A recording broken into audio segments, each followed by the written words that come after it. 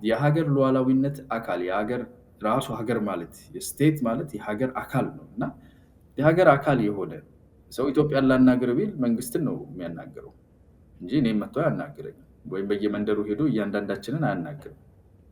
ሀገርን የሚወክል በሀገር ቦታ የሚቆም ኃላፊነቱም ግዴታውም ከፍ ያለ የሆነ መንግስትን ከእንትና ጋር ሰርቶ ነበር፣ በዚህ ጊዜ ከገሌ ጋር ሰርቶ ነበር፣ ከሁሉ ጋር መስራት እኮ የማንዴቱ ነው። ግዴታና መብታችንን ለመለየት በጣም ብዙ ይቀረናል እና ብዙ ሰው የማታለል ነገር ይሰራል። አይ ከነሱ ከኤርትራ ጋር ሲሰሩ ኃጢአት ከኛ ጋር ሲሰሩ ደግሞ እኛ ደግሞ ስንሰራ ወንጀል የሚሆንበት ምክንያት ምንድነው ሲባል እናንተ መንግስት አይደላችሁም ነው።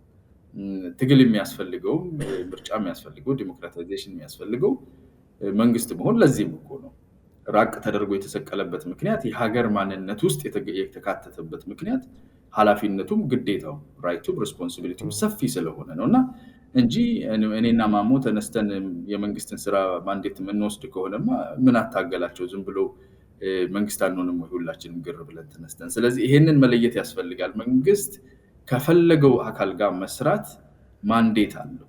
እኔ እንደ ዜጋ በመንግስቴ ውስጥ ካልሆነ በግሌ ሄጄ ከሌላ አካል ጋር የሀገሬን ጥቅም የሚጎዳ ነገር ከሰራው ያቺን ባንዳ የምትለዋን ትኬት አውቄም ሆነ ተሳስቼ ስቤያታለሁ እና ይህንን ሳያውቁ ስበዋት የሚኮሩባት ለሰው የሚያሳዩ ሰዎች አሉና ካርዷን መልሱ ነው ብለው